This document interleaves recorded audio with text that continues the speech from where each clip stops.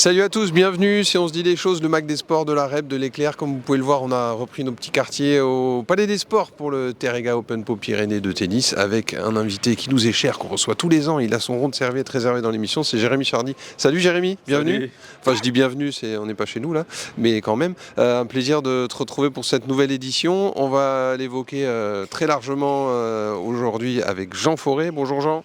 Salut, et puis comme on est poli quand même, bon anniversaire Jérémy, je crois qu'on est le 12 février. Voilà. Et bon anniversaire à ton fils aussi, je crois, non? Exactement. Voilà, parce que ça, c'est une statistique rare dans le. Et un des deux est de l'année de Djokovic, me semble-t-il. On dira pas lequel. Voilà, ça c'est à vous de deviner. Voilà, c'était une super intro, ça, et on enchaîne juste après ce jingle.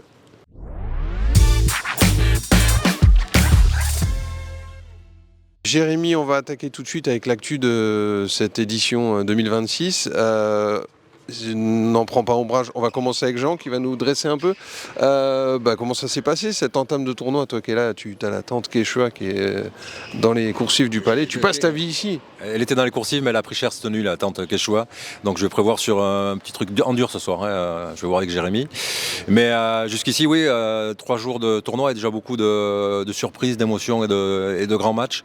Alors, on a vécu hier une super journée. Bon, déjà, ça avait commencé la veille avec l'élimination, on va dire précoce, mais pas attendu, mais ça n'a pas été une grosse surprise de David Goffin qui est arrivé ici après 3 mois de récup après sa blessure au genou. Et on voit qu'à ce niveau-là, au niveau du challenger maintenant de Pau, même l'ancien top 50, voilà, si tu n'arrives pas au top, tu te fais sortir au premier tour. C'est ce qui est arrivé à David. Et son adversaire a perdu hier soir, donc ça prouve quand même la qualité du tableau.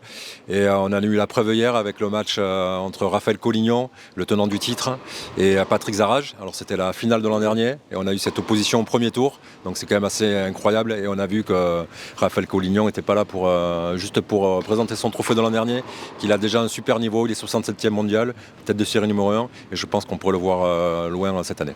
Jérémy, j'en l'ai dit, une grosse densité, c'était l'ambition de ce tournoi qui se confirme de saison en saison. Une fois encore cette année, c'est bien épais le plateau. Oui, il y avait une grosse densité dans le plateau avec des super joueurs. En plus, on avait un bon mixte avec des joueurs dans le top 100 ou juste proche du top 100, des jeunes très forts, très prometteurs. Et puis après, des joueurs aussi qui sont très solides du niveau challenger. Donc voilà, et on a déjà eu plein de beaux matchs, comme Jean l'a dit, plein d'émotions. Il y a eu des surprises aussi, c'est pour ça qu'on aime le sport. Et voilà, je pense que, comme l'a dit Jean, Collignon hier m'a fait une très bonne impression. Je l'ai trouvé très concentré. Depuis le début du tournoi, c'est lui qui jouait le mieux, de très loin. Donc voilà, s'il continue à être comme ça, je pense qu'il va être très dur à battre. Pas difficile à convaincre, si j'ai bien compris aussi, de revenir à Pau, Raphaël Collignon. Son classement pourrait le faire regarder sur d'autres épreuves, mais par contre il tenait à venir à Pau, défendre son titre. Oui, ça m'a fait plaisir parce qu'il a dit qu'il voulait absolument défendre son titre, qu'il avait de très bons souvenirs ici. En plus, c'est le tournoi, il est rentré dans les 100 premiers, donc c'est toujours un moment spécial pour un joueur de tennis. Et puis après, je pense que le côté familial qu'on a avec toute mon équipe et puis même les partenaires et puis le Palais des Sports aussi, je pense que les joueurs ils aiment bien revenir ici, ils aiment bien jouer ici et ils s'y sentent bien, donc voilà, ça fait plaisir pour nous, pour toute l'équipe et le boulot qui est fait derrière. Et il y a un autre tenant du titre qui est là aussi, Jean, qu'on va revoir ce jeudi après-midi, c'est Lucas Vanache. On attendait aussi de voir dans quelle disposition il reviendrait. On n'a pas été déçus sur son premier tour. Ouais, premier tour expéditif, 6-3, 3-0 abandon face à Kotov, qui avait gagné la semaine dernière le tournoi de Koblenz. Donc et Lucas lui avait gagné à Quimper. Donc c'était quand même un premier tour sur le papier, pas si facile que ça pour Lucas, et qui a été quand même, je ne sais pas si Jérémy l'a vu, mais moi j'ai trouvé impressionnant. Très solide, vraiment du fond du court, une couverture de terrain puissant. Il peut faire de gros dégâts lui aussi cette semaine. Alors le problème c'est qu'il est dans la partie haute du tableau. Et si Raphaël Collignon Collignon passe aujourd'hui Martin Damm. Attention à Martin Damm, c'est un Américain qui a fait demi-finale à Montpellier le week-end dernier. Gros service, donc déjà il y a un gros test pour Collignon cet après-midi. Mais on pourrait avoir un Collignon-Vanache en quart de finale, peut-être comme une petite finale avant la lettre. Et pour moi, le vainqueur de ce match, si c'est Collignon-Vanache, ira au bout. Voilà, ça c'est mon petit prono du jour. Mais Lucas Vanache, oui, très solide et qui est encore plus costaud, je trouve, qu'il y a 3 ans quand il avait gagné le tournoi ici face à Hugo Humbert. On s'en souvient, cette finale la plus longue de l'histoire des Challengers, 3h56. Voilà, pour moi, c'est le Français qui a les meilleures dispositions cette semaine. Ça aussi, Jérémy, c'est quelque chose qui doit te faire plaisir. Il retrouve de très bonnes sensations ici à Pau, là où, comme l'a dit Jean, il y a eu une explosion spectaculaire en finale il n'y a pas si longtemps. Oui, c'est sûr. Après, il a eu une période un peu difficile. L'an dernier, depuis sa victoire à Pau, je pensais qu'il allait vraiment continuer à monter. Il a eu une période difficile. Là, je pense qu'il est bien revenu. Il a fait une grosse préparation cet hiver parce qu'on s'entraînait avec lui. Et voilà, comme l'a dit Jean, je pense qu'il est très solide. Physiquement, il est bien. C'est un joueur à battre, je le dis toujours. Si tu joues pas mieux que lui, tu t'en sors pas. Donc voilà, c'est un joueur très solide et qu'il va falloir battre et on verra bien. Parmi les autres belles histoires de la semaine, il y en a une toute récente, puisque ça s'est terminé hier soir assez tard, c'est Arthur Bouquier, Jean. Tu l'avais dit, avec lui, tout peut se passer. Il peut être dans la zone et c'est magnifique, ou alors il peut être à côté et c'est moins rigolo. Et par chance, hier, il était dans la zone, victoire contre une tête de série, le jeune Nardi, et c'est Bouquier qui continue. Oui, Arthur Bouquier, c'est quand même la belle histoire, la nouvelle belle histoire, comme l'an dernier en fait. Il me disait samedi lors du tirage au sort, parce qu'il a eu la wildcard de l'organisation, donc Jérémy il y a offert, et il était super surpris et presque gêné d'avoir eu cette invitation, et il m'a dit je la mérite pas. Franchement, je ne mérite pas cette invitation, je ne gagne pas un match, je n'ai pas gagné un match depuis des mois, il ne se sentait pas bien, pas de bonnes sensations, et la magie paloise a opéré comme l'an dernier. On s'en souvient que l'an dernier, Arthur Bouquier était au-delà de la 200e place, il s'était frayé un chemin jusqu'en demi-finale, après 3 victoires en 3 sets, après avoir perdu à chaque fois le premier set. Il a sauvé 2 fois des balles de match. Et la rebelote cette année, lundi au TC Pau, il gagne 7-6 au 3e, son premier tour en 3 heures. Et hier, face au Lucas Nardi, il a été magistral avec son tennis, à la fois puissant, en toucher, désamorti. Un tennis vraiment sympa à suivre. Et 7-6 au 3e, avec cerise sur le gâteau, à 5-5 au tie-break du 3e set. Deuxième balle, service à la cuillère, ace. Le palais, il y avait encore beaucoup de monde hier soir sur les coups de 22h, tout le monde s'est levé, enfin ça a été et ça a assassiné le Nardi, ça n'est jamais remis, et il gagne 7-5 au tie-break, et voilà, il est exulté. Il est demain, c'était le premier qualifié pour les quarts de finale.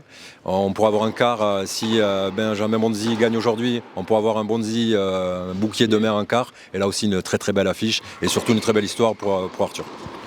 De l'enthousiasme, tu l'as compris Jérémy, là il est chaud comme la braise. Ce qui me fait te demander comment tu attribues ces invitations. Est-ce que tu sens venir la forme du garçon? C'est une forme de fidélité aussi que tu lui renvoies, Arthur Bouquier? Pourquoi lui en fait? En fait, quand je décide des wildcards, il y a plusieurs raisons. Soit c'est un jeune que je pense qui est très prometteur, soit un ancien joueur qui a été très fort comme David ou comme ça. Pour Bouquier, Arthur, c'était tout simplement parce que l'an dernier, il avait une super énergie. Comme l'a dit Jean, il a fait des matchs incroyables. Je sais qu'il était dans une période difficile parce qu'il ne gagnait pas beaucoup de matchs. Il a été aussi toute la semaine, tout le temps, ultra gentil avec toute mon équipe, avec tous les ramasseurs de balles, avec tout le monde.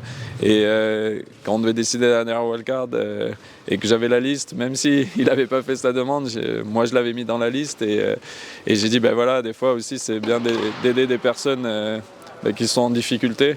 Et voilà, comme Jean l'a dit, quand je l'ai appelé, il était gêné. C'est la première fois que j'appelle quelqu'un qui était gêné. Mais il m'a dit, voilà, je te remercie vraiment et je te promets que je ferai tout ce que je peux pour mériter ma wildcard. Et comme l'a dit Jean, je pense qu'il fait 2 super bons matchs. Hier, je parlais avec lui, il était super content. Et il me dit, enfin, la roue tourne. Et puis voilà, j'espère qu'il va continuer. Tu sais, dans le tennis ou dans le sport en général, des fois, c'est des petites choses qui changent une saison, des petits déclics. Et si ça peut être à Pau pour lui, on sera très content pour lui. Ouais, on peut dire qu'il se l'est gagné son invitation sur cette victoire d'hier. Autre question qu'on voulait te poser, parce que c'est une une des marques de fabrique du Terrega aussi, c'est ces jeunes qu'on découvre ici, et comme par hasard, quelques saisons après, on les voit au plus haut niveau. On pense à Holger Rune, il y a eu un certain Hugo Humbert, il était moins jeune, c'était pas vraiment... Oui, Bublik, absolument. Cette année, il y a eu Moïse Kouamé, qui est très jeune là pour le coup, qui est venu, Nardi, hier. Quels sont aussi tes critères de sélection quand tu essayes de les faire venir à Pau? Qu'est-ce qui te fait dire? C'est les entraîneurs, le contact avec l'entourage? Non, mais après, il y a des joueurs déjà qui s'inscrivent tout seuls parce que ça fait partie des gros challengers et pour eux, c'est important de les jouer. Après, il y a des joueurs que je connais ou que je connais leur équipe, donc j'essaie toujours de les faire venir. Et puis après, oui, comme tu l'as dit, je pense que c'est ça qui est vraiment sympa dans les challengers, c'est de découvrir des joueurs que tu connais pas et qui seront les futurs champions de demain. Cette année, on a eu la chance qu'on en a eu vraiment beaucoup. Parce qu'on a eu, l'autre jour, on a eu une journée où sur chaque match, il y avait un joueur entre 16 ans et 19 ans. Donc du coup, c'est des joueurs qui ne sont pas du tout formés et qui ont plein de potentiel et puis de choses à travailler. Moïse en fait partie, 16 ans. Après aussi, on a eu une belle histoire, je pense, c'est important de le dire, avec Balcho qui... avec le Biarro. Oui, voilà, et qui est de Biarritz, qui a fait sa formation dans la Ligue, avec les entraîneurs de la Ligue, qui est au club de Biarritz maintenant, et puis qui s'est qualifié, et qui perd en 3-7 au premier tour contre Idi. Mais voilà, je pense aussi c'est pour ça qu'on a fait le tournoi, c'est pour aider les jeunes de la région, leur donner envie, espérer qu'il y en ait qui deviennent forts. Et pour moi, c'est une belle récompense d'avoir un joueur de la région qui se qualifie. C'est la première fois d'ailleurs que ça arrive. Oui, première fois. Et voilà, je pense que quand tu donnes une wildcard, pour moi, je pense que c'est important aussi de regarder si la personne peut performer et pas juste donner une wildcard pour donner une wildcard. Donc là, je suis vraiment content qu'il ait pu faire ce parcours. Avant d'aborder les gros rendez-vous du jour et de la suite de ce tournoi, un petit mot aussi sur le retour de l'exhibition. Ce sera avant la finale. Des petits jeunes prometteurs, je crois aussi un certain Richard Gasquet et Gilles Simon, Jean.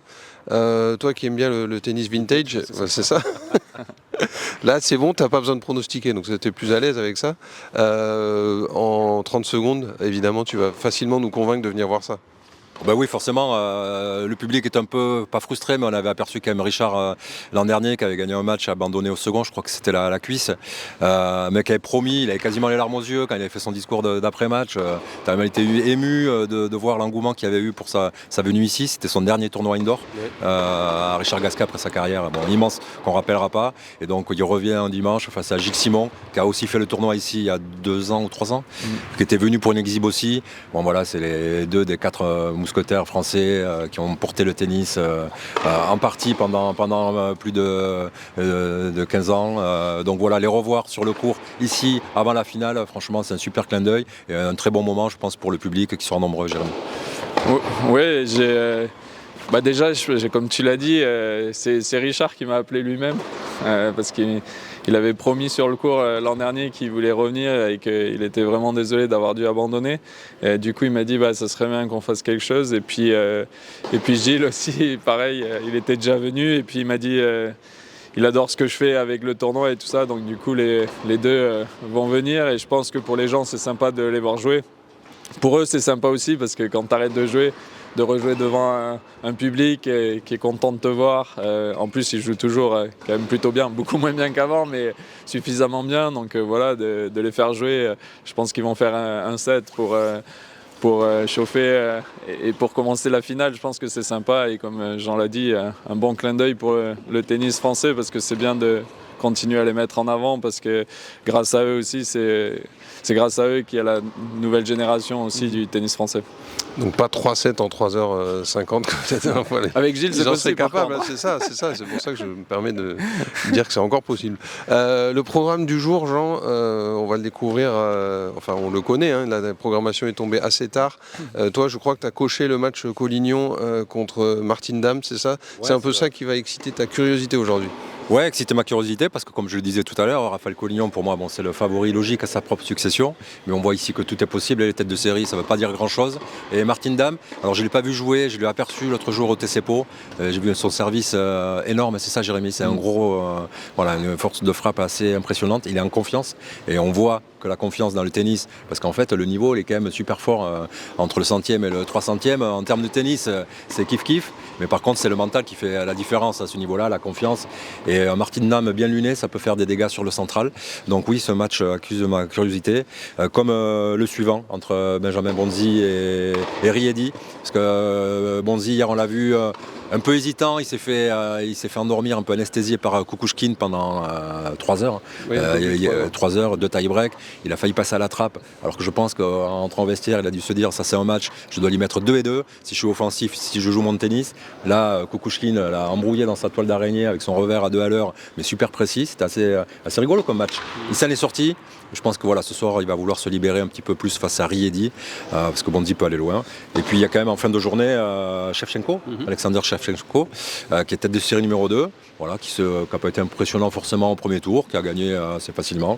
Voilà, on attend de voir, ça fait aussi figure de prétendant logique au dernier carré, donc un programme super sympa aujourd'hui. Avec beaucoup de vent dehors, les branches volent, il ne faudrait pas que les têtes de série volent aussi. Belle transition. Hein. Un œil évidemment attentif sur les performances de Collignon et Shevchenko, comme l'a dit Jean aujourd'hui, hein, Jérémy. Oui, c'est sûr. Je pense qu'il a bien résumé. Dam, il est dangereux. C'est un jeune joueur aussi qui a un gros potentiel, gros service et gros coup droit sur les premières frappes. Il frappe très fort. Il peut être dangereux. Après, je pense que Collignon est quand même trop solide pour lui pour le moment. Après, on n'est pas à l'abri d'une surprise et d'un match où il est un peu en chauffe. Donc il faudra qu'il soit vraiment vigilant, Collignon. Shevchenko, c'est quelqu'un qui n'est jamais vraiment impressionnant parce qu'il est très solide et souvent il se met au-dessus de son adversaire et il n'essaye pas de faire des trucs exceptionnels. C'est un peu un rouleau compresseur. Une fois qu'il est là, il ne va pas descendre de niveau, il va rester. Donc c'est quand même quelqu'un qui est solide. Il est jeune aussi il va falloir compter sur lui. Et puis Benjamin, il a beaucoup de chance parce que c'est pas tous les jours que quand tu fais un match comme ça, tu as une chance le lendemain. Donc du coup, j'espère qu'ils vont s'en servir parce que d'habitude, comme l'a dit Jean, quand tu es sur le reculoir, que tu es hésitant, que tu n'y vas pas, en général tu perds. Tu n'as pas une chance de te libérer et de changer ça au prochain match. Donc là, il s'en sort, il sauve 2 balles de match. Voilà, quand tu as failli passer à la trappe, maintenant, en général, tu te libères et tu te dis, bon, mais maintenant, si je joue pas, je vais passer à la trappe au prochain tour. Donc j'espère que ça va lui permettre de faire son déclic et de rentrer dans la balle, prendre la balle tôt. Parce que quand il fait ça, par contre, il joue très très bien. Et quand il joue comme ça, pour le coup, il peut battre tout le monde aussi. Donc maintenant, il a les cartes en main. À lui de changer son état d'esprit s'il veut gagner ici à Pau. Et il sauve la deuxième balle de match. Dans le même échange, il fait un grand coup droit boisé que tout le monde va sortir et qui retombe dans le court. Et le coup d'après, la bande qui hésite et qui tombe du bon côté. Là, normalement, c'est le point, il doit le perdre, il doit perdre le match. Et il s'en sort par miracle sur ce point. Et derrière, il retourne Shevchenko. Donc, effectivement, il peut arriver aujourd'hui. Kukushkin. Kukushkin, ouais. Ça serait la belle histoire s'il allait au bout après un tel. Ça arrive souvent dans le sport.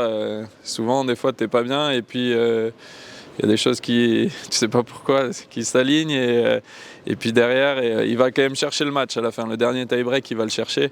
Donc maintenant, c'est comme je l'ai dit, maintenant, il n'y a plus de solution. Soit tu y vas ou soit tu y vas pas. Ça dépend que de lui. Nous, on y va au pronostic. C'est juste après ceci.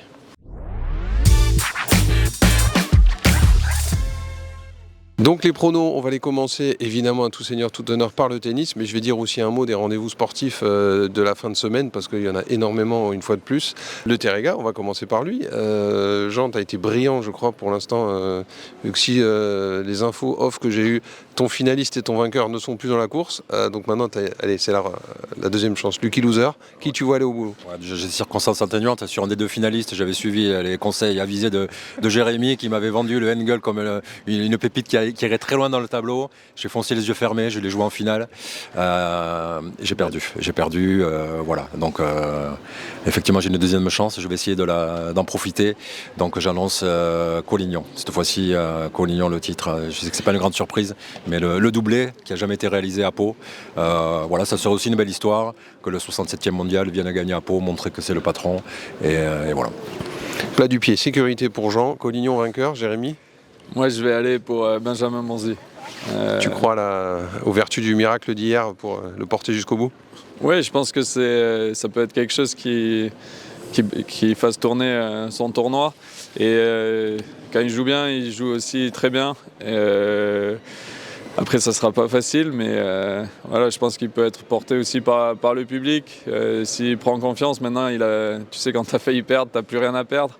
Donc, je pense qu'il va être dangereux et s'il continue à se libérer, il faudra qu'il ait bien récupéré quand même, parce qu'il a quand même joué 3h20, je crois, hier. Donc, s'il a bien récupéré, je pense qu'il peut aller au bout. Ça peut être la finale, ils ne sont pas dans la même partie du tableau avec Collignon, il est en bas, Benjamin, Raphaël est en haut, donc du coup, pourquoi pas Bonzi, Collignon, ça serait une super affiche. Ça aurait de la gueule, oui. Ça serait la finale, c'est mon pronostic. Donc, Allez, on va voir si le patron a du nez. Les autres rendez-vous du week-end, je vous disais, il y en a beaucoup. On va commencer par celui qui est programmé ce vendredi à 20h, pas très loin d'ici, c'est au Noustecamp, le Pau FC, transfiguré depuis 2 journées, 2 victoires d'affilée pour le Pau FC, en Ligue 2 bien sûr, qui enchaîne à domicile contre Boulogne, équipe qui est pas dégueu en ce moment pour les Palois. Jérémy, ex-licencié du Pau FC, dois-je le rappeler, c'est une performance que tu vas suivre de près, même si tu auras un œil ici et une oreille au Noustecamp. Un petit pronostic pour ce match, Pau FC Boulogne. Donc je rappelle, le Pau FC qui reste sur 2 victoires d'affilée. 2-0 pour le Pau FC. 2-0 pour le Pau FC, Jean? Victoire du Pau FC, la passe de 3, mais un petit but, un petit 0, 1-0. 1-0 pour le Pau FC, ce qui ferait, comme tu le dis, passe de 3 et le top 5 peut-être se rapprocherait. De l'autre côté, on met le cap à l'ouest à 20h30, c'est le Pau Bière Handball qui lui retrouve son Sporting d'Est.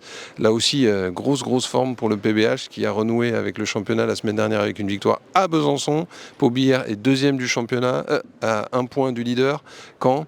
Donc attention, on joue la montée à minima les playoffs. Jérémy, pareil, même si c'est pas ton sport fétiche, on l'a compris, les balles qui collent. Mais le PBH contre Sarrebourg, demain à 20h30. Il faut aller pour une victoire parce que là, comme tu l'as dit, c'est dans ces moments-là, si tu veux aller chercher le titre, c'est dans ces moments-là qu'il faut gagner. Tu es à la maison, donc je pense qu'ils n'ont pas le droit de rater ce match. Donc une victoire de Bière, c'est pas obligatoire, mais s'ils veulent aller chercher, il faut gagner. Ouais, on s'est tous fait avoir la semaine dernière avant le voyage à Besançon. On les a tous vus avec un effectif décimé, personne au pivot. Enfin, il y avait de la casse, il y a des absents. Besançon qui était largement favori sur ce match a priori sur le papier et Bière est allé gagner là-bas. Donc je ne vais pas me faire avoir 2 vendredis d'affilée. Donc victoire du PBH, plus 4, plus 5 à domicile, propre. Là aussi, la propreté, ce qui me permet de dire aussi que mesurer la chance qu'on a, nous, d'avoir des plateaux comme ça, parce que vous allez au Sporting d'Est, vous allez au Palais des Sports, vous allez au Noustecamp, demain soir, grosse soirée. L'élan Bernay, lui, sera un poil plus loin, c'est du déplacement. Jean, c'est toi le spécialiste, c'est toi qui vas nous planter le décor, là, pour le coup. Ouais, l'élan demain soir à Toulon. Donc voilà, d'un côté une équipe qui a 3 victoires, l'élan Bernay d'affilée. De l'autre côté une équipe de Toulon qui a 3 défaites d'affilée. Il y a 3 semaines, Toulon était au-dessus de Pau. Là, les Palois sont passés dessus, ils sont sur une forme ascendante. La passe de 4 demain soir, c'est fort possible, parce que les Palois ont retrouvé des vertus défensives. Ils ont retrouvé un bel effectif. Attention, demain soir, un forfait, François Wibo. L'ailier qui s'est blessé cette semaine à la cuisse, il sera forfait. En revanche, retour de Drew Salwell, qui a fait cruellement défaut depuis 1 mois et demi. Et lui aussi, c'était la cuisse qui revient. Donc je sens bien quand même une victoire paloise qui va mettre l'accent défensif pour museler John Robertson, la gâchette numéro 1 du championnat qui est dans les rangs de Toulon. Donc HTV Élan Bernay, c'est demain à 20h en Élite 2. Pareil, Jérémy, même question. Même là, il m'a convaincu là. Il m'a convaincu là. L'élan Bernay facilement même, je dirais. Oula. Si, il a le droit. Allez, de l'ambition, mais oui. Et Lambernais, facilement, c'est ici que vous l'aurez entendu en premier demain soir contre le Hier Toulon Var Basket. Et dernière grosse affiche de ce week-end, là c'est un peu plus tard, c'est samedi après-midi, la section paloise, ça aussi ça doit te régaler, toi qui suis les résultats palois de loin. Toujours deuxième du top 14 qui renoue avec le championnat, mais attention du côté de Perpignan, une équipe de Perpignan qui est toujours 13e et barragiste, mais qui n'a plus rien à voir avec celle qui se faisait rouler dessus depuis le début de la saison. Les Palois qui, eux, je plante le décor là pour le coup, qui ont des joueurs, beaucoup de joueurs à Marcoussis, nombre record de joueurs, 8 joueurs qui étaient à Marcoussis. Comme le staff du 15 de France, ces joueurs, on ne sait pas lesquels seront conservés, lesquels seront protégés ou quoi jusqu'au dernier moment. C'est encore une grande incertitude. Mais les Palois donc, seront sur le terrain de Perpignan samedi à 16h35. Jean, qu'est-ce qu'on fait sur ce match? On fait, le terrain risque d'être un peu beau du côté de l'USAP. Attention à l'USAP, qui avait pris son premier point de la saison au hameau. Ils étaient fanny, ils n'avaient pas gagné un match depuis 3-4 mois, enfin pas un point, ils ont pris leur premier point au hameau. Là ils ont 7 points d'avance sur Montauban, ils en ont une quinzaine de retard sur le Loup, c'est ça? Ouais. Je crois. Je pense qu'ils peuvent jouer libérés, ils peuvent poser des problèmes à la section. On est sûr qu'il n'y aura ni Atisogbe, ni Broboiry, ni Gaëton. Au Radou certainement pas, je crois non plus. Voilà. Donc attention, match piège, la section devrait être solide pour s'en sortir. Peut-être une victoire de la section, mais sans enflammade, pour autant. Alors, Jérémy, c'est le moment de te démarquer là, ou alors de tenter je pense que ça sera un match serré comme il a dit, parce que avec beaucoup de joueurs en moins, surtout pour se préparer pour le match, c'est un peu différent. Quand tu joues une équipe dernier, ils sont à la maison et ils ont envie de gagner devant leur public et tout ça. Donc ça sera un match accroché. Après, la section joue très bien. Je pense qu'ils sont quand même plus forts. Donc il faudra faire un match solide. Je pense qu'ils vont gagner, mais comme l'a dit Jean, je pense que ça sera serré. Ça sera dur d'aller gagner vraiment facilement là-bas, ou alors il faudra qu'ils commencent très bien le match dès le début, parce que c'est un peu dans tous les sports pareil. Si tu te libères d'entrée, après ça peut passer. Donc victoire de la section quand même. Eh ben, c'est un carton plein pour ce week-end, si j'ai bien compté. Normalement, personne ne perd. C'est bon les gars, soyez rassurés. Allez, jouez-le sérieux quand même. Merci Jérémy. Un dernier petit mot de toi. Pour parler de toi, chaque année, il y a des choses nouvelles à ton agenda. On te voit un peu évoluer toujours dans le tennis, de par le monde. Il y a un certain Hugo Humbert que tu accompagnes à nouveau. Après Pau, où est-ce que tu enchaînes? Quelle est ton actualité? Après Pau, je retrouve Hugo à Dubaï. On fait Dubaï, Indian Wells, Miami. Ça c'est dur. Là, c'est Arzac, je crois, en suivant, c'est ça? Je fais Arzac, Mazerolles et Garlin, je crois. D'accord, pardon, t'interromps. Non, et Hugo, juste ce matin, là, à 11h, il a battu Medvedev il y a 2 jours à Rotterdam. Donc voilà, on a eu un début de saison un peu bizarre, parce que le premier tournoi de l'année, il a 3 balles de match, il perd. Il fait finale le deuxième tournoi de l'année, il perd contre Shelton. À Montpellier, il perd avec 3 balles de match encore. Là, il bat Medvedev. Donc voilà, il s'est très bien préparé toute la off-season. Il joue très bien. Maintenant, je pense qu'il a perdu pas mal confiance l'an dernier. Donc il y a encore un peu des résidus où il est des fois dans les moments importants. Il a du mal à vraiment jouer le jeu et aller chercher. Donc voilà, je ne suis pas inquiet. Je pense qu'il va faire une très très bonne saison cette année et qu'il va faire des gros résultats. Donc voilà, il faut continuer à travailler et aller chercher. Au pire, il faut le faire revenir à Pau, parce qu'apparemment ça redonne confiance, ça booste. Il y a un certain Collignon qui revient tellement il est bien ici. Donc pourquoi pas Hugo Humbert autour à Pau. Bon, on espère qu'il ira plus haut, on va pas se mentir, sans vouloir faire un jour au Terrega. Son avenir est là-haut. Merci beaucoup Jérémy de nous avoir reçus pour cette nouvelle édition du Terrega. Merci Jean d'avoir contribué à tout ça. Merci à Bruno sur une jambe à la réalisation. Le palais commence gentiment à se réveiller. Les gens arrivent. Le programme va se lancer. Nous on vous dit à la semaine prochaine pour de nouvelles aventures. D'ici là, de bons matchs. Ciao ciao.